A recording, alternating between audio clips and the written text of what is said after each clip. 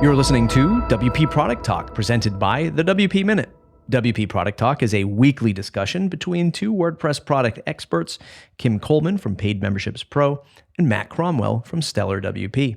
Join them live each week on Twitter Spaces for Q&A, or stay subscribed here to the feed that brings you your favorite 5 minutes of WordPress news every Wednesday.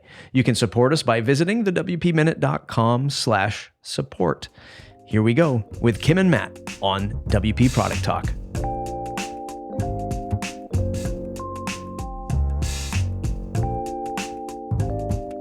We are WP Product Talk, and this is now episode 8 of 8 that we planned in advance. And we are bringing, last but not least, Richard Tabor here today.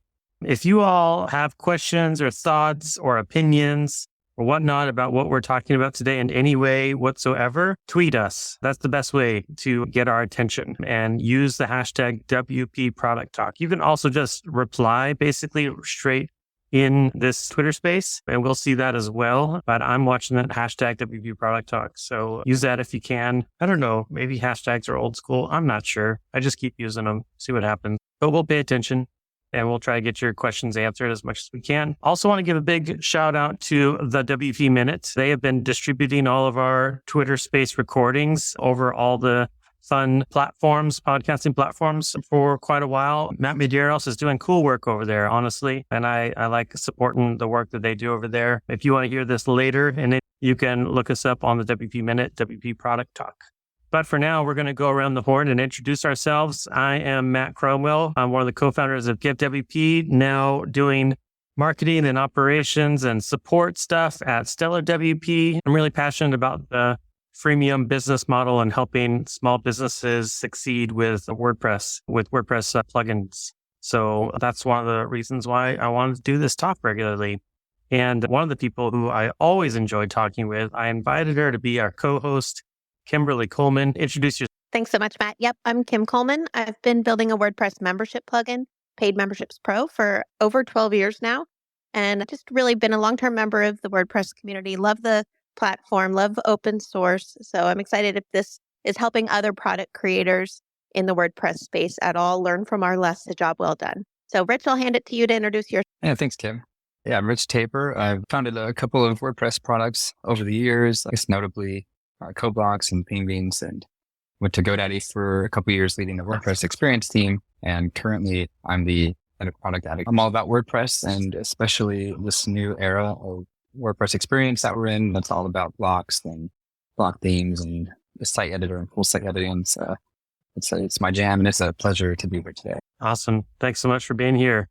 And that brings us to our topic, all things full site editing. We've said this in a couple different ways. I think kind of the pain point that Kim really helped identify is the way WordPress has been evolving over the last few years with Gutenberg and now full site editing. It brings new challenges to being a plugin owner and somebody who's trying to extend what the Gutenberg code base can do in WordPress. And is it problematic? Is it a huge, giant, awesome opportunity? It changes things up quite a lot. We want to talk about all those types of things. And if you don't follow Rich on Twitter, you should, because he tweets about this kind of stuff all the time. And every time that he does, I find it really fruitful, beneficial, helpful, educational. It's good stuff. So I'm really glad you're here, because I'm not going to talk a lot, because I literally have not yet built one website with full site editing. I have dug into it, of course, but I haven't got my head around all of it yet. But the way we're going to kick off first is we want to just talk about why this is so important. And I've touched on that a little bit. If you're a product developer in any way, shape, or form, whether it be plugins or themes or services, then you are wrestling now with what the full site editing means for you and your product and your business long term. And that's why I think this is so important. Rich, what's your take? Why is this subject so important for? Yeah, when we look at all the efforts that have gone into this new era of WordPress, it's very clear that this is the future of WordPress. And this, presents a shift in the experience that I don't know that there's been anything so drastic in WordPress in general. Custom post types made a huge difference in the way that we build sites, but full site editing and the site editor in general are changing the entire dynamic of the site. Like we're shifting from, index.php type based templates and designs to things that are built within blocks now. Like we have patterns and templates, parts and headers and footers, everything that's blocks. And this shift is monumental as WordPress as a whole to the next stage of becoming more of a site design tool and a site tool to express personality and less of a tool that's kind of configured and stuck. So I think that this is just the future of WordPress and where we're headed. It's super interesting to hear that from you, Rich, and inspiring, because I do see you as a person who's motivated, advocated for, and been a really early adopter of these changes in WordPress that bring more editing features to our user base. I feel like the old guard in this conversation. I don't want to feel pitted against you in it, but I do feel like there's aspects of this change and where things are going. And it can be scary for me as a plugin author to watch this happen and just be concerned that we're giving people functionality to design their websites and do more with them in a visual way. But as a plugin author that's building basically a platform, we want people to be able to build sustainable businesses and create their content and work on things that create value for them. And I often see people using design as like a crutch or something they focus too heavily on rather than what needs to be really done in their business. So it's interesting for me to watch that. I feel like you're totally right. Plugins have helped WordPress grow out of just being used as blogs. And I think Site Editor is going to help it also in a similar way, that monumental change. So I'm watching and I'm taking it really slowly, but it's super critical right now for a plugin author to be watching. Totally agree. One thing, a bit more clarity on this, Rich, I want to get your take on. I think one thing that's a little strange for folks is understanding the relationship between full site editing and a WordPress theme. And especially if you're a theme author, if your business is built on themes. Can you speak into that a little bit? Like, how do you see full site editing really impacting themes? Yeah, themes, now are very different. Or block themes are a sum of all parts. It's header parts, it's footer parts, all the patterns that you include into it and the styles. And the full site editing experience, which you can navigate from the site editor, puts all of those pieces on the page for you to manipulate for better or worse. I think right now, and kind of to speak to what you were saying, Kim, we're providing a lot of design tooling and trying to figure out like, what do we need to put there? And then I think the next level is taking that experience and refining it and cleaning it up and removing some of the complications so that it is perhaps more difficult to break, but also easier to personalize. So the full site editing and theme kind of I would kind of consider those efforts almost one. These drives that entire effort. If you don't have a block theme, you don't see the site editor at all right now. So like that's kind of the line that's drawn in the sand. Yeah.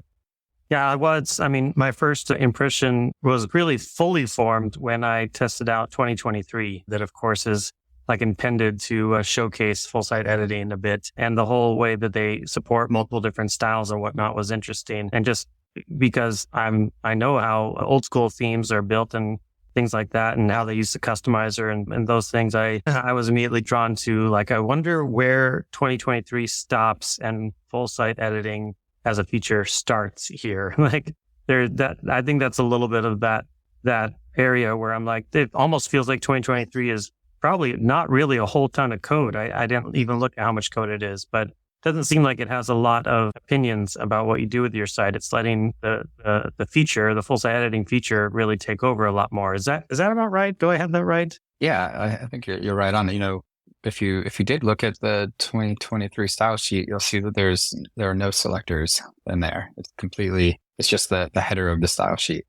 And this kind of, we're moving towards a system that's more JSON driven. So you have styles that can be abstracted from the theme perhaps and used in plugins even. So it's creating this system where the theme decides some of the presets, like on the way you see things, the way things feel, but you can go in and change and add to that starting point, instead of where previously themes were very much like, this is your site. Like this is the way that your site's going to look.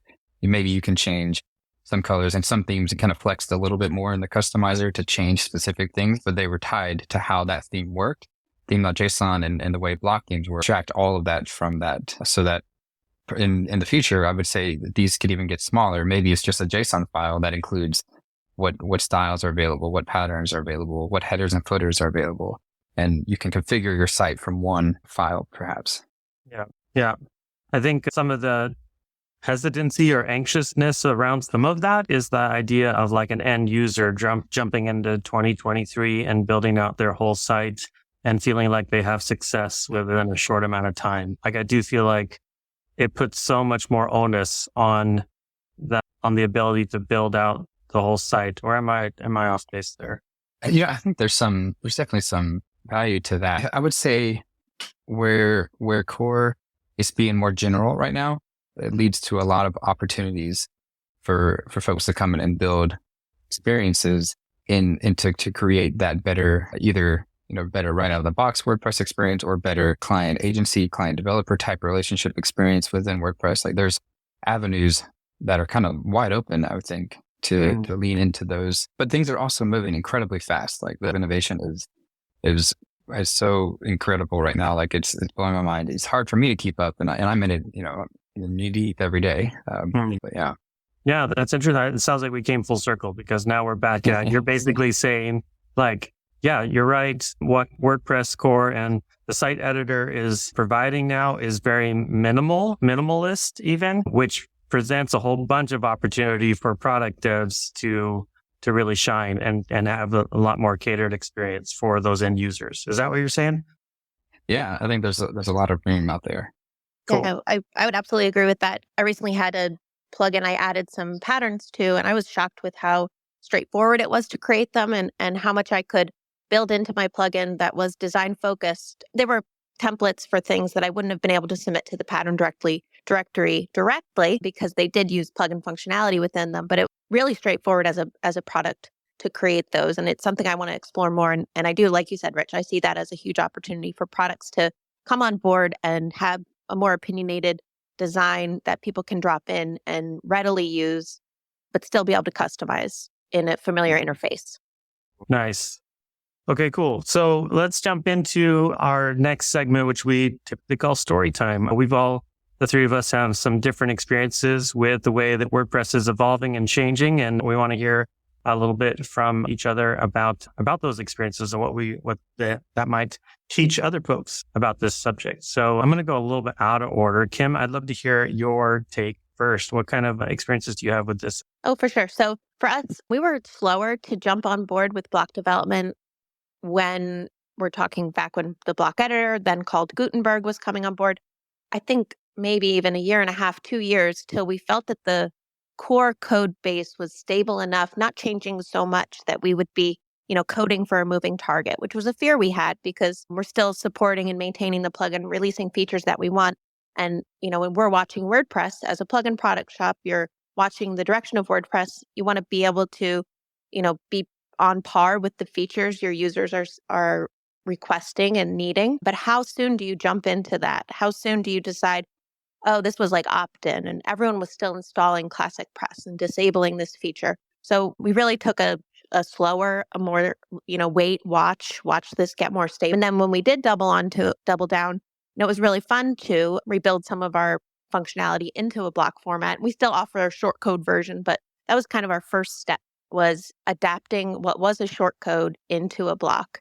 And we found it pretty easy to do with the way that the block editor, and there's a great handbook out there to leverage from. And there's still different approaches for how people create their blocks, but that was kind of the first step into it. Right now, my negative story time is related to site editing and menus, which are very different from we've seen menus with WordPress for many years created in the admin. We have an add-on that allows people to swap which menu is shown based on what membership level the user who's accessing your site has. So you could build a menu more specific to a pre-sales, acquiring a member, and then for people that are logged into a membership, give them a more specific menu without those sales links, without maybe a link to your pricing page. Again, that's not necessary for them, and create a better user experience. It's tricky with site editor with the way that headers and menus work, but we're actively working on it. And, I think as a product shop, you might have to get a little vocal and more involved in core development to say, like, this is a feature,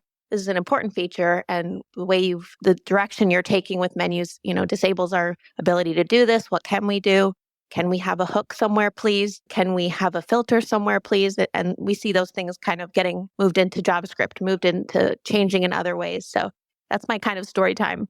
been fun to get on board with block editing, but then when we face challenges like this, we don't know what to do. We tell people to install and use menus in a classic way, which isn't always the right answer, but we're all in flux. So yeah. Yeah. No, our story is very, very similar in the sense that when Gutenberg was getting launched for the first time, we were like, oh man, now we've got to be maintaining multiple code bases for the same feature, meaning widgets and also blocks and shortcodes and also blocks. But at least since then, it's also gotten even more complicated because you also want to have compatibility with things like Elementor or with Beaver Builder or Divi, and they all have their own form of blocks and widgets and modules and whatnot as well. And all of that has gotten a bit more complex. In some ways, it does, to me, still feel like shortcodes are the easiest one to port across all of those places, but they're definitely not user-friendly at all. Blocks are way more user-friendly than shortcodes are. So along the way, we've struggled with all that stuff as well, and also essentially trying to say, oh, well, everything that we build still has to work well with Tiny MCE, the old classic editor as well. And all that has been challenging. But in many ways, we also are recognizing, if we can say definitively that generally speaking, given the add-ons are compatible only with 5.0, WordPress 5.0 and higher, then we can kind of stop catering towards the older code and stop worrying as much about the old legacy methods and start focusing more and more on the new methods. And what we have started doing now is building out a brand new donation form builder. I've mentioned it on the show a couple times, but we're calling it Next Gen Donation Form Builder. And it is built on top of the Gutenberg framework. It will operate a lot like the block editor, but it is not the block editor. It's basically the bones of Gutenberg itself that we're leveraging for the architecture in order for us to be able to build a lot faster, like being able to drag and drop stuff between spaces. We don't have to build that out. That's all built into Gutenberg already for us. All of the navigator and the sidebar and all that stuff is all already there. We just get to pull it in and use it the way we want to use it. But the actual editor itself, we get to customize it the way we want to. And that is similar to what Kim was saying earlier. Early on in the Gutenberg phase, it was like coding for a moving target. Now, Gutenberg has gotten a lot more stable and been around a lot longer, battle tested a lot more, and we're able to see how robust it really is in its inner parts and building on top of it. The one thing I will say, though, that currently we have, I think, 2.5 or 3 full-time devs working on this new editor, and it is taking quite a while. We are using it in order to get to market a lot quicker, but the end result is still a very large endeavor. And it's not at all kind of old, I think, Kim, you said old guard, and I feel like old guard too. Old guard ways is build out a custom post type, add a bunch of meta fields to it. When they hit publish, make sure it renders correctly on the front end. Doing that kind of route is relatively straightforward, but building out your own way of integrating with Gutenberg is a lot more complex than the old one. I want to let Rich story time also, but just to extend what you said, Matt, the users will live now in almost 2 UIs, and that's a consideration that a person whose users are often going to be in the admin managing their membership site. I think what you're doing, Matt, is great because you're adopting a UI they'll be familiar with site editor, with block editor, with the tools that they're using, even though it might not exactly match one-to-one. You're leveraging it because teaching someone how to use WordPress in the admin wasn't something we ever had to do because it was a part of their workflow already. Getting to the point of having published a post gave them a familiar interface. I think with site editor, people will be more unfamiliar with the admin area of WordPress, and I'm curious how that's going to change our need to kind of train that aspect of managing the admin of a WordPress site, or that we have to adopt the similar UI. So I'll stop complaining, and I want Rich to story share if possible. Yeah, I echo some of those same sentiments. For me, it's been all about pace. Having worked on CoBlock before Gutenberg was even landing in core, it was challenging to keep up with the pace of development. Way back, everything was very manual. Every control, every color, every attribute, even color picker type stuff. You had to create everything individually in blocks. And it led to a ton of work to maintain and a lot of stuff to update all the time. And I think that's why a lot of folks at that point in time, started building collections because you could start reusing some of those same components that you had to build in-house to keep up to date with what Gutenberg was doing. But at the same time, all the changes and the improvements that have happened over these years have moved Gutenberg into quite a impressive building suite. I know there's still a lot of work to do, and there's always going to be a lot of work. But I always tell my team is something's always 80% there. There's 20% that we can always improve and keep moving the needle on. But I would say that the pace has been a struggle. And then secondly, I like to, play on the bleeding edge of WordPress and trying to keep support with, all the new Gutenberg stuff that's in the plugin itself versus what's in core. It has been a challenge on any project I've worked on. And in some projects, we've had different solutions. Some of them even include a version of Gutenberg that we kind of opt into supporting. And some particularly exclude Gutenberg and just kind of stay with core. I don't prefer that method because, like I said earlier, the pace of innovation is so fast that what's in Gutenberg, even before 6.1 came out, there's already some massive improvements in some of the experience side of things that aren't out yet, but they're in the plugin. And so I like to play and figure out what those are going to be. And so it can get hard to kind of maintain support between even those two, not even counting the older versions of WordPress. But I definitely share those sentiments on that front. I just shared the thread that you have there, Rich, about WordPress 6.1. So much of what we're talking about really was launched in 6.1. I think 6.1 really pushed it much more in everyone's view. Oh, what's your take overall on just 6.1? Is it all that it's cracked up to be? Are you excited about it? Oh, yeah. I think it's a great release. There's a lot of design consistency, some controls, some of the content only editing modes. Those are all hitting the pain points right on the head and on what things need to be improved. 6.1.1 or maybe the next couple of releases, even the minor ones, are going to have the same sort of improvements, the same level of effort, but in some of the writing, editing improvements and some of the way you apply styles to the site, the way the patterns open up in the sidebar, all of those are already in the Gutenberg plugin, and those are just as big and they've already been done. So I'm getting even more excited about the next couple of releases of WordPress as we continue to push in that direction. But it's, like I said earlier a couple of times, this is moving incredibly fast. And it's not fast where everything's breaking, but it's fast where I'm jumping on the train and I'm riding this one because the way that we're innovating and some of the foundational parts that were kind of shaky to get in over the last couple of years are now solid. And now we're ramping up in that direction. I want to share just something. Roy Seafun chimed in. He's listening in. Hey, Roy. Actually, literally, hi, Roy. But he's saying, listening in now. Themes are changing. Our new theme is so minimal. It has nothing, no styles, no templates, because you don't need any of it once full site editing takes control.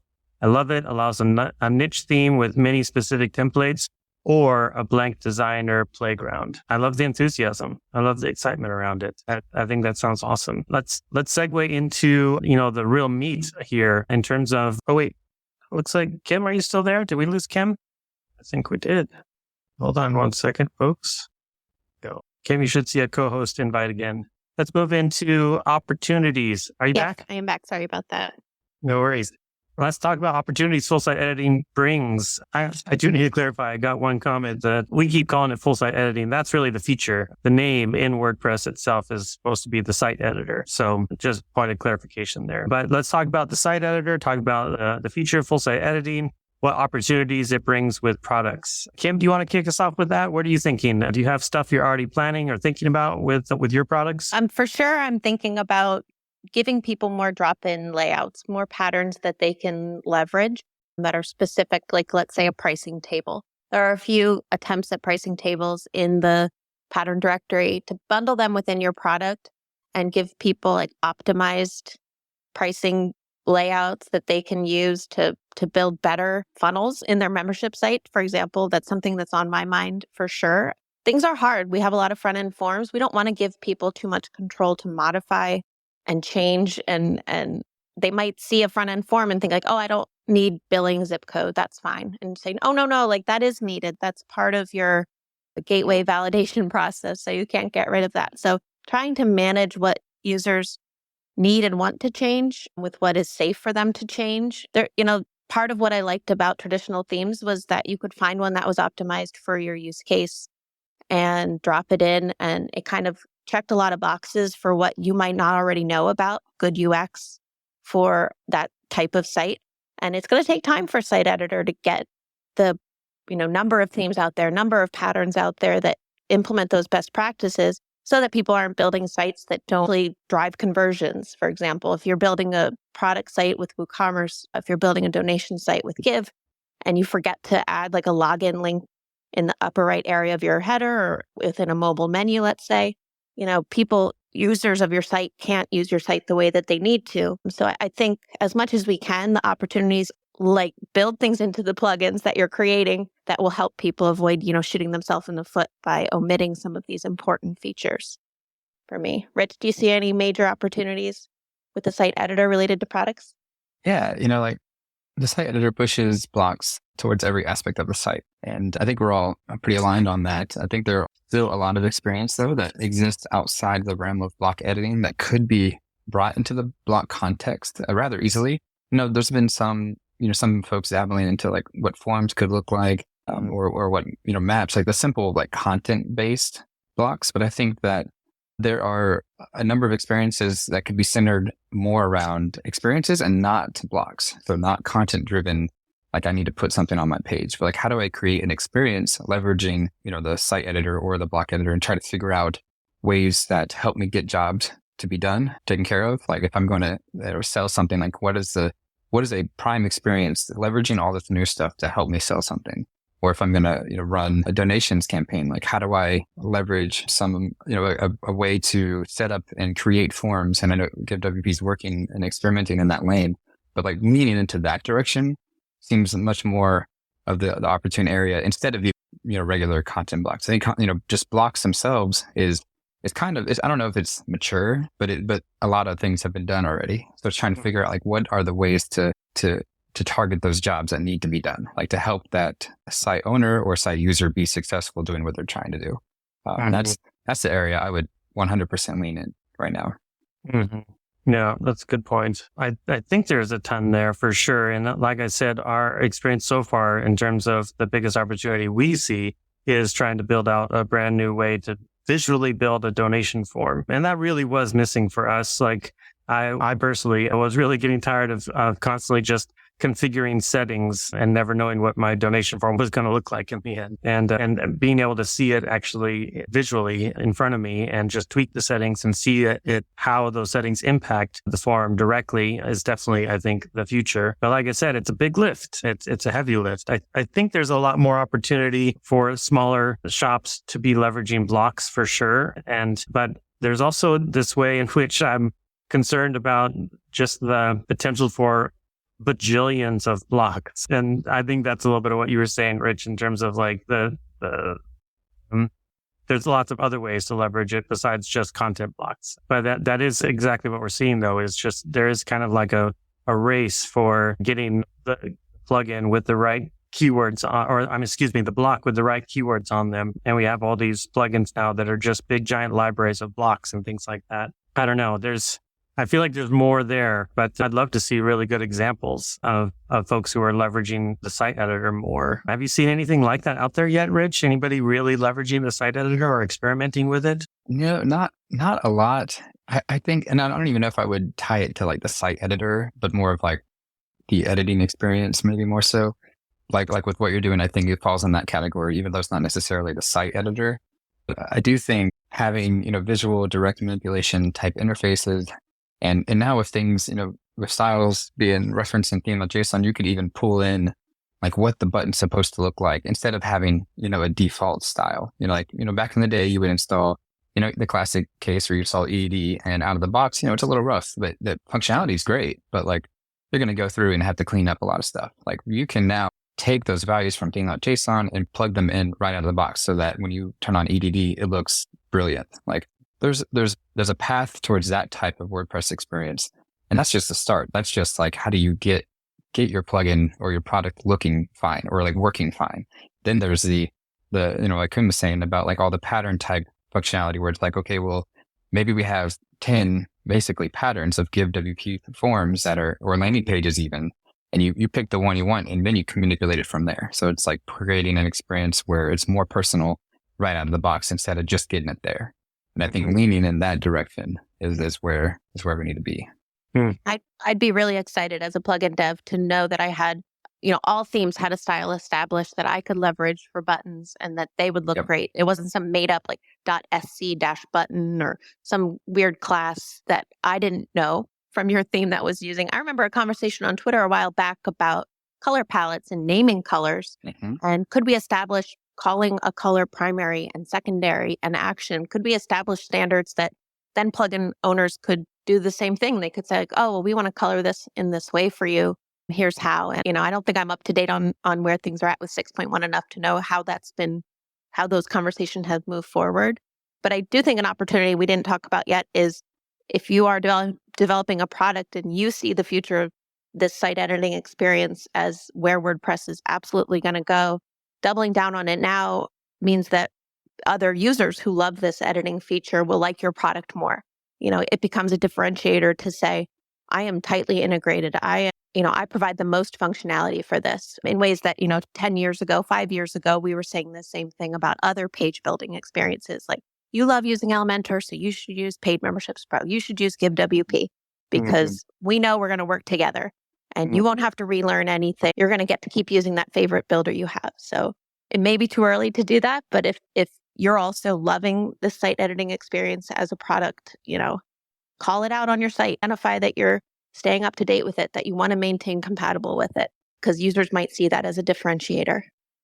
I will say one of my favorite experiences, I'm a little biased, but it's still the truth. Like, one of my favorite experiences still to date with landing pages and building out with Gutenberg, it does come from Cadence. The Cadence theme, I just think, really handles those things really, really well. And Ben Rittner is the guy behind that project and already working hard on how Cadence is going to leverage full site editing really well. And I'm excited to see that evolve and change over time. But I do think that there are ways to really make the editing experience awesome and look awesome and feel awesome. And that feeling of like, oh, I just built this page out and it wasn't even that hard and it looks amazing. Like, especially when you're not a designer, it's really hard to beat. It just creates like this huge amount of product and platform loyalty.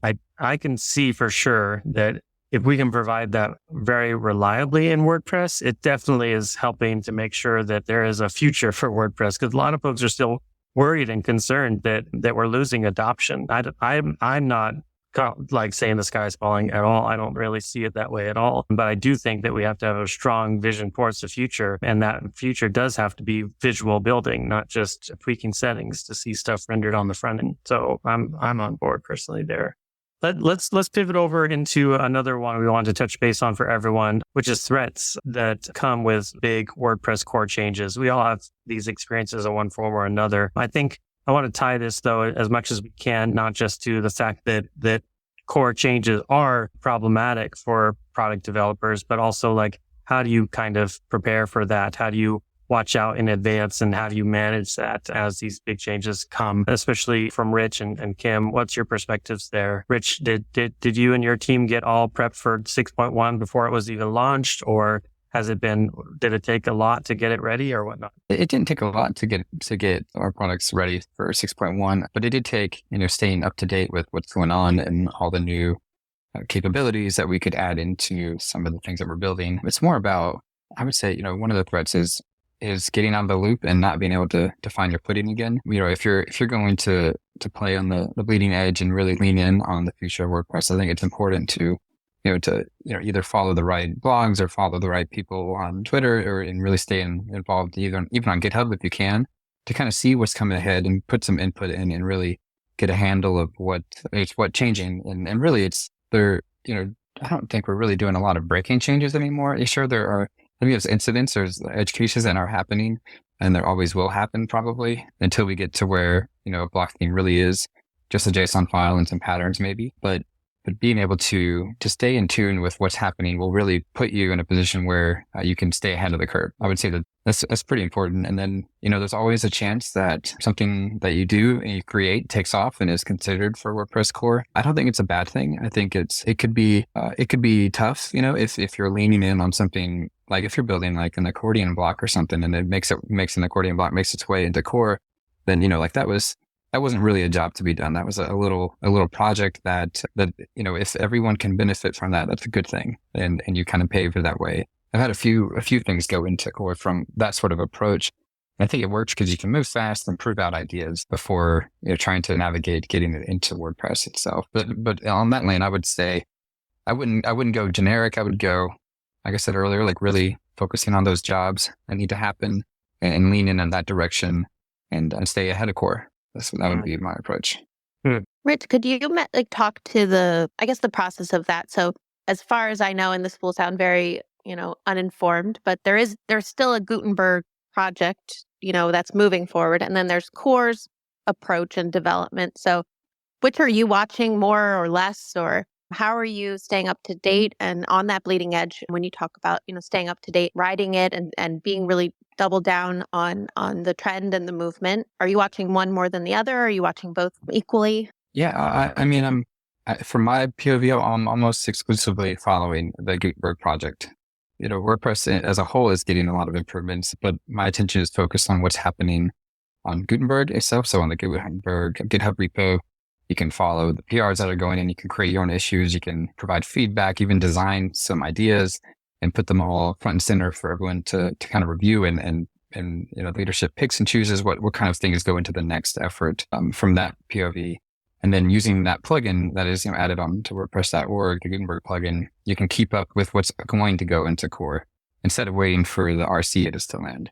You can get a quite a head view just to see how is my experience going to interact with what's coming ahead, and where are the opportunities that are either missed currently within Gutenberg that WordPress isn't considering, or the greater WordPress isn't going to do, and that kind of that could create a lane for you, or you kind of feel like, okay, well, I could see WordPress heading in this direction, but and Gutenberg's heading down this lane. I don't really, if I'm building a product that I'm trying to grow on my own, I don't really want to go in that same lane. So you can kind of see that ahead of time. But that's where I stick to find out everything related to all this new stuff. No, thank you. That's super informative. I think for me, if I share a threat that I feel, I mentioned earlier that most of our users live in the admin for some portion of their day when they're administrating orders and managing people in different levels and looking at discount codes and all that stuff. So I'll be curious how and what happens to the admin area of WordPress as the more visual features are what's getting some focus. I would say there are still people working in the admin and trying to tackle things like the issue of notifications and things like that. I wouldn't say it's a threat to products, but I would say it's something to be concerned about. I mentioned in my show notes here about setup wizards, for example. And we have a lot of plugins I see are starting to make some common choices, but it's not because it's, a UX for the admin or a wizard built into core WordPress. It's like WooCommerce had a good looking one. And then a few of us were like, oh, that looks good. We'll use that too. So I think if products work together on those kinds of things and work together on how the admin functions and I don't know, develop that piece of things alongside some of these site editing tools so that we have more commonality, so that we aren't all training our users on how to use a different settings screen for each of us will be interesting. I'm also seeing that with the block editor, a lot of plugins are putting little icons and little jump to my stuff kind of features. There's one for Yoast. We use a video player. I think there's one, I use Blocksy theme. There's one for the Blocksy theme. I don't know if CoBlocks has one. I am using CoBlocks on one of our sites, but it'll be interesting how plugins can leverage and plug themselves into and, potentially clutter the block editor, the editing experience for users, and what protections we can put in place so that maintains that sleek, focused writing experience that users really want and like out of WordPress. I've been looking all over Twitter a bit at different resources that Rich, and also I'm reading right now about Matias Ventura. He's really influential in the way all of this is rolling out. So check the thread underneath our Twitter space here for all the tweets I'm sending out about those things. We kind of hit our time right here at 45 minutes. So I want to go around the horn, and I keep saying that. I don't even like the saying very much, around the circle. Let's see, take a moment to give our best advice for WP product shops in terms of core and changes and the site editor. If somebody is trying to lead their product for the future and they're worried about full site editor, what are you going to tell them today, Rich? Yeah, I would just reiterate to, stay informed, stay ahead, and think bigger. go big right now. Like this is the time where things are still shaking out and we're really kind of finding the ground, and WordPress is, like I said earlier, like moving in a fast direction. Like now is the time to get going and think. Kim. I'll share my circle here. I would say focus on what you do well. Make sure that aren't distracted, especially if you've been a product for a long time. If you go deep into a hole and develop a bunch of features for block editor, you might be missing other opportunities and other needs of your product during that time. A lot of us are very small development teams, like Matt said, 2 to 3 people directly focused on developing this form builder. That's a lot of resource to send into one section of your product. And you might not even have 2 or 3 total developers on your team. And then I would say, as you build features to help users edit their sites, don't give them so much control that they will create an unsuccessful business, an unsuccessful website, or, could potentially break functionality for themselves. So just continue to, be a handhold and supportive, and not give people too much. I was going to say something similar in the sense that most important thing is always to be listening to your customers and what they want and what they need. And they are not most likely going to be saying, I really need this to work in the site editor, or I really want you to extend this into a block in one form or another. They're most often not saying those types of things. They're going to say, I really need your form to do X. And if you can do that in a way that also works with the site editor, like in a header area or a footer sidebar or any of those things, then that's a good opportunity to try to do a both and meet your customer's need and get to know the site editor a little bit better at the same time. But generally speaking, focus is the most important thing for product owners. Focus on what's most important, chase it down, and don't get too rolled off on new fancy new things, but try to take those opportunities as they come one by one. So this has been really great. I'm really thankful for Rich, you being here, and for this subject. Kim, I think, put it on our roadmap. Good stuff. So thank you so much. One more shout out to the WP Minute. If you want to hear this anytime, check it out over there or on Spotify or all those other podcasting platforms. We have something upcoming next week. Kim, what are we going to be talking about next week?